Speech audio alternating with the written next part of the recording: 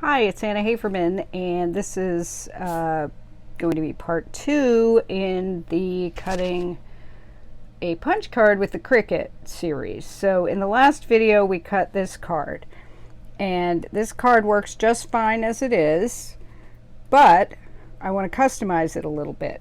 Now, if you notice, this is a card that originally came with my Brother 260, and if you notice, it's got 2 holes here on each corner for the punch card snaps. And then it doesn't have any of these guide holes. So you see this one got a whole lot of extra holes that we don't need. So I want to get rid of a bunch of these holes so that it looks more like this. And see here I have just 2 holes, none of the extra guide holes, and I can still put my punch card snaps in there and snap it together. And then I'm going to number it with the Cricut, so the Cricut can draw as well as cut. And then I'm going to name the card. And what I need is the Cricut, some notebook dividers. I'm going to use these from Target.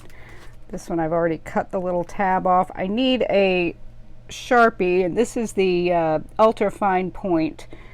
The Cricut does not have any sort of indelible marker that goes with it as far as I know. So I was able to use a Sharpie, but then I needed an adapter to use with it, so I ordered these on Amazon, and that way this pink one works with the ultra fine Sharpie, and that way you can get it to draw in the Cricut. So I'll put links for everything, but we're going to start by going to Cricut Design Space and manipulate the punch card.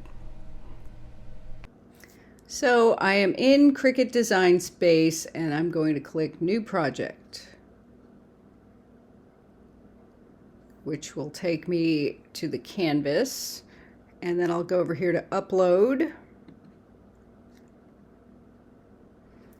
And then it shows what I've uploaded before. I'm going to work on that same card that I did in the first video, and just highlight that and add to canvas.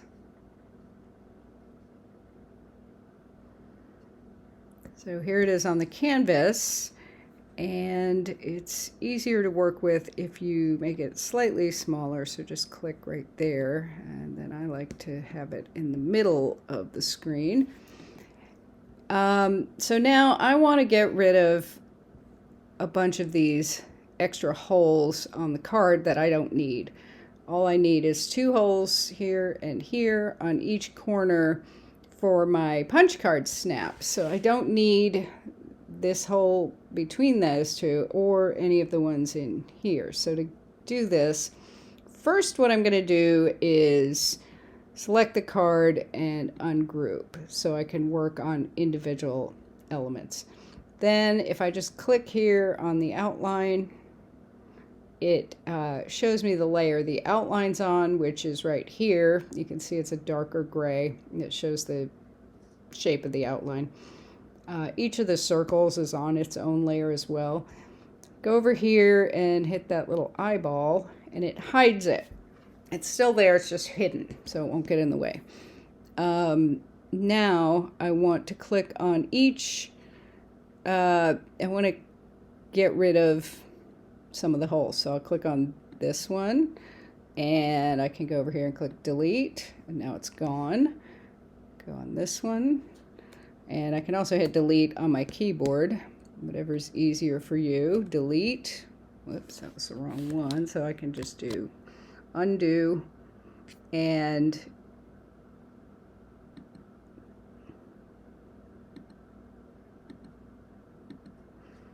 delete, and then this one, delete. Okay, so now I need this one, but I don't need any of these, so I'll just click and drag on that line of holes, and then go over here and do delete, and then it's gone. Now I can do the same thing over here and just click and drag and delete. Okay, so now that's what I need. That's all I want. That's all the little punched holes I want on this card. So now these will move around individually of each other. So if you mistakenly get one and move it to the wrong place or resize it or something, just go there and click undo and it'll go right back into place. But to avoid that, I want to select all of this by clicking and dragging and then just grouping them together. So now I can't move them independently of each other. But I do also want that outline back in, back unhidden. So go over here and click group, collapse that. Then it shows me that outline and the eyeball is crossed out. So if I click it again, it comes right back. So there it is. But now these, the holes are one thing and the outline's another. So I want to select all that and group those. So now it's just one thing and I can move it around. And since I know I'm going to cut this on green plastic, I can change the color of it too. And I mean, I could change it to any color. It doesn't matter what plastic I cut it on. If I can have a green one and cut it on pink plastic, it doesn't matter. But I'm going to make this one green so that when I look at it, I can see, oh, that green one, that's the Brother 464 card. It just, you don't have to do that, but you can. So then I want, so now I could go here and click attach and then make it and cut the card just like that. And then I could write by hand the numbers and what it is if I wanted to do that. I want the Cricut to do it because the Cricut can draw as well as cut, and it's kind of cool the way it does it. It makes the card look quite professional. So I want to create some text. So I'll click here and click text. And so there's text, and it defaults to basic cut with this dark color, but I don't want it to cut. I want it to write. So the font that it defaults to is Cricut Sans, which is a free font in Cricut. So, but I want it to be a writing font. So I go down here and go writing. Okay, so now you see it's lines that a pen can draw. So, but I still need to tell it that this is not a cut. I don't want it to cut those little lines. I want it to draw it. So I'll click here and click pen. Okay, so now I've got the right thing. I've got Cricut Sans, writing, pen. That's what I want. And so now I just want to type in those numbers. So I will highlight, click a bunch of times in that text box, and it'll highlight it. So I'll start numbering. So if I look in the book, the card numbers start at 37 on the top and right here, and then they go down to 1, and then actually in this book it starts at 60, but since this is only a 42 stitch card, it really should go from 37 down to 1, and then 42, 41 down to 36. So that's what I should have. And for a Brother card, it would be numbered differently if you were going to use this for Silver Reed, but we'll just stick with Brother for now, because Brother will start with number 1 on that 8th row, and Silver Reed, I believe, is on the 6th row. So that's, we'll just use it as Brother for right now. And so what I want to do, highlight and start typing in numbers. So on my keyboard, typing 37, return, 36, return, 35. So I'm just typing in those numbers, and obviously they're way too big. So I want to go down to like, let's do 24 for now, so we can work on that.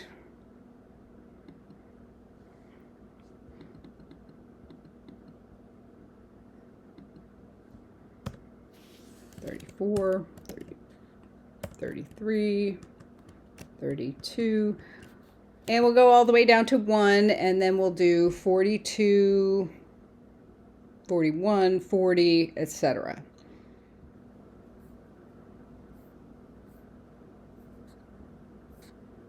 So I've got all the numbers typed in now. Down, I've gone from 37 down to 1, and then I'm starting with 42, 41, 40, 39, 38, and then when it overlaps, then the 37 will be next. But what this is, so there's my numbers. And, you know, obviously they're way too big. So I'm going to go over here and change the font size. Now, I have experimented with this, and font size 7 works pretty good.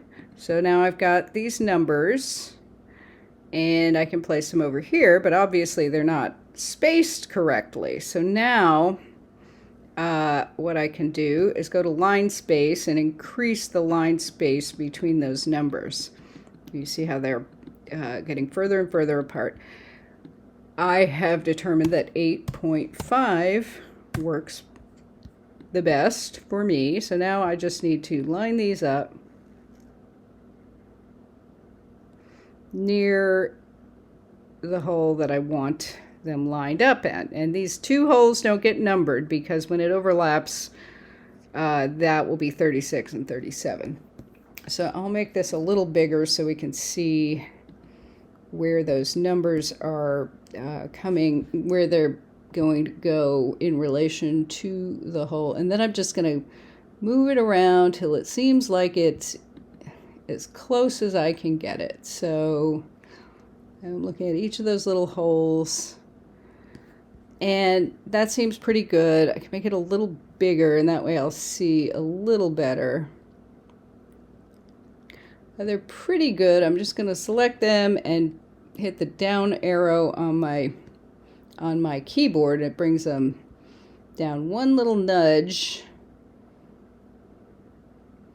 and that's about right. I could move them over one little nudge, and that would be good too. You will maybe cut off a tiny piece of that 4 with that hole, but that's okay. You'll still be able to read the number, and it will work out fine. It's not going to be perfect, but it's going to look pretty good. So then, okay, so there we go, and that's what our card's going to look like. What I want to do now that I've spent some time moving all these around is I want to group those so that I can move it and the numbers aren't going to move. So it's grouped now. Then now I want to make a label for the card so that I know what pattern number it is. So what I'm going to do is create some text, and this time I'm actually going to change the this from a writing font to just a regular font, and it's still going to write because I have the pen, but it just draws the outline of that regular font, and I kind of like the way that looks, so I'm going to use that. And so then I'm going to highlight that and type in what I want to call it, and I'm going to call it Brother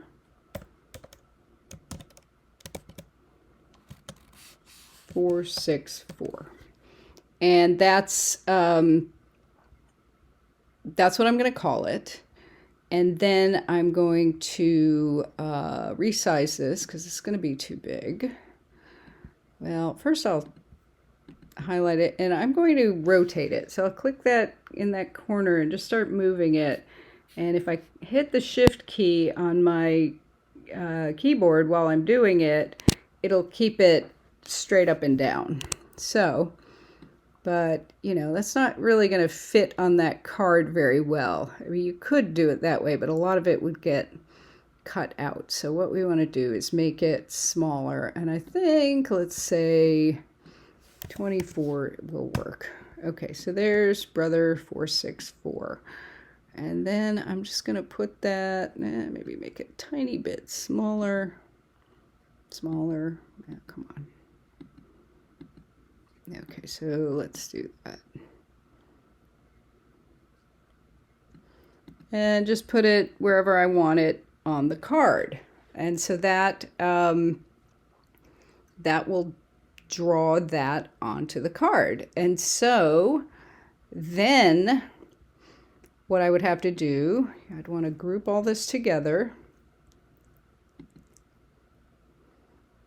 and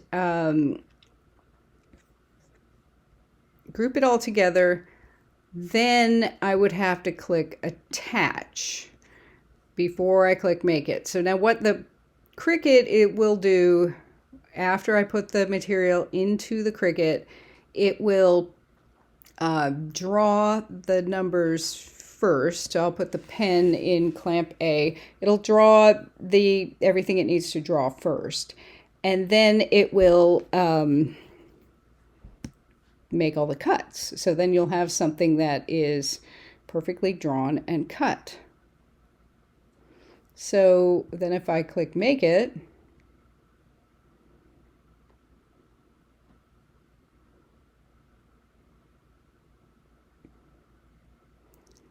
it shows up on my keyboard, I mean on my laptop. It says material load type matte. I have Cricut Explore. It only works with mattes. There's some Cricuts that work with material that's not on mattes, but I don't have that. And then I'm going to have the 11. It's 8.5 by 11. Okay, so there it is. So I look, it's going to cut out of that material. So now we'll go to the Cricut and we will go from there. So here's our standard grip mat. I'm using a generic one that I have found works just fine, but you can get the Cricut brand ones as well. I'll put links for everything in the description. And then I have already cut the tab off my notebook paper, notebook divider. It's not really notebook paper. And then I just want to place this in the corner here. And then I want to smooth it out so there aren't any air bubbles in it.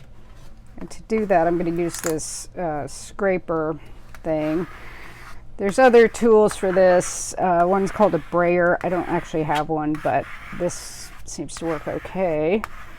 So I really just want to get it stuck down on the mat. The mat is sticky, so when the mat goes through the machine, the material won't move around. So you just really want to get it smoothed out so it's stuck on the machine. And you know, if your mat isn't brand new, you may have like some tiny little things on it, but just try to get out as much air bubbles as you can. So next we'll set up the Cricut. So here's the Cricut, and I'm going to open it and press on. Then I want to get the mat, and it's ready to go. I just want to get it set in place. So I press this button here, which just gets it in the machine so it doesn't, so it's not going to move anywhere. Then I want to also put a pen in there, and I'm going to use the Sharpie Ultra Fine Point. These numbers have to be really small, so this is the thing that I found worked. And then I ordered these, and these are pen adapters. So I couldn't figure out a way to get the Sharpie to right without an adapter, but you may be able to do something to get it in there without. So what I need to do is put this adapter into the machine. So I'm going to take the pen that's in there, the pen adapter that's in there. I'm just pushing on the bottom.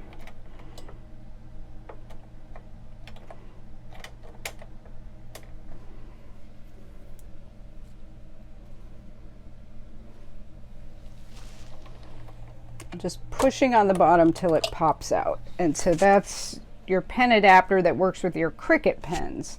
So don't lose that. I just put it in there. Then take this one, the pink one. It says SUFP, Super Ultrafine Point, or Sharpie Ultrafine Point, and then push that in there.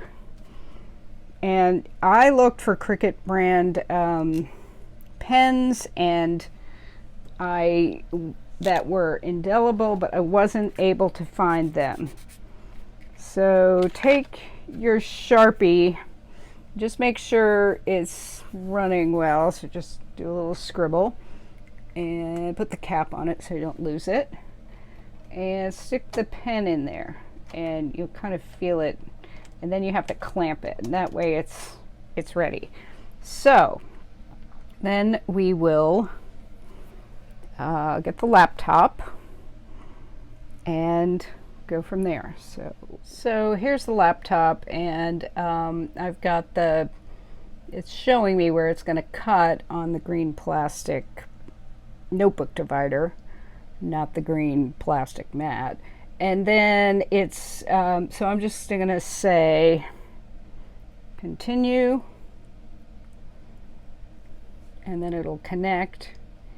Mine connects by Bluetooth, which is handy because you don't have to plug things in. Okay, so it says adjust dial to desired material. I've got it set on cardstock, which is what I want. And then it says load tools and materials. It automatically goes with black 0.4 pen, which it will be fine. It'll work just fine with the Sharpie. And then it will say press go. And go is this flashing button on the Cricut. So I'll do that. I'm actually going to move it out from the wall a little so the mat doesn't hit the wall when it goes back. You need some clearance behind the machine so that the mat won't hit it. So then I'll press this, and it should start with drawing. So let's see.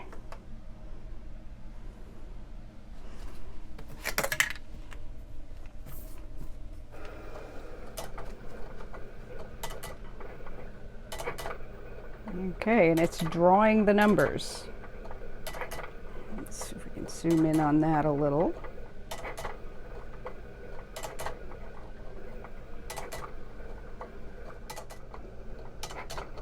Just whatever tool it has in the clamps, it will use that tool. But I don't think you can put a blade in clamp A or a pen in clamp B, but you know, it'll tell you where. Okay, so here we go. Just see what it's doing. And then it chooses the most efficient way to draw it. So it draws that 4 over there. It'll go back to the numbers over here. And so it's kind of fun to watch, but it does take a little while. So and again, you really don't have to stand here and make sure everything's going okay. So it's finishing up drawing its numbers, or writing its numbers.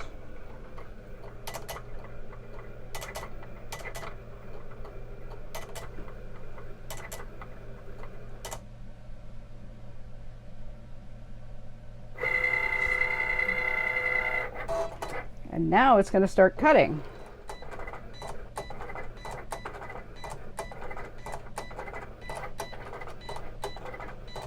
So the machine has stopped, so I just press this button to eject it.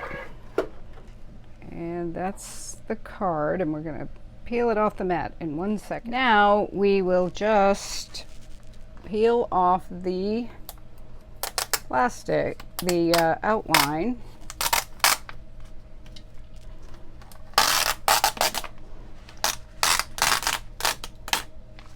And throw that piece away. And so there's the outline cut, and then we'll get under one of these corners and get the punch card off. Now if I stuck it down pretty good and it cut really well, it should leave most of the dots on the mat, which it's doing. There we go. So here it is. So there it is. That's our punch card. And then you just want to get your dots off your mat. And one thing that does help with that is a lint roller, because they get all over the place. And so once you've gotten them off, you can go along with your lint roller. Otherwise you're going to have confetti all over the place. So there you go. If you have any questions, let me know. I'm going to put links for everything in the description. And I appreciate it. I appreciate all of you who gave to the Buy Me a Coffee link and to the YouTube Super Thanks. Your donations really do help me to make more videos. So thanks very much.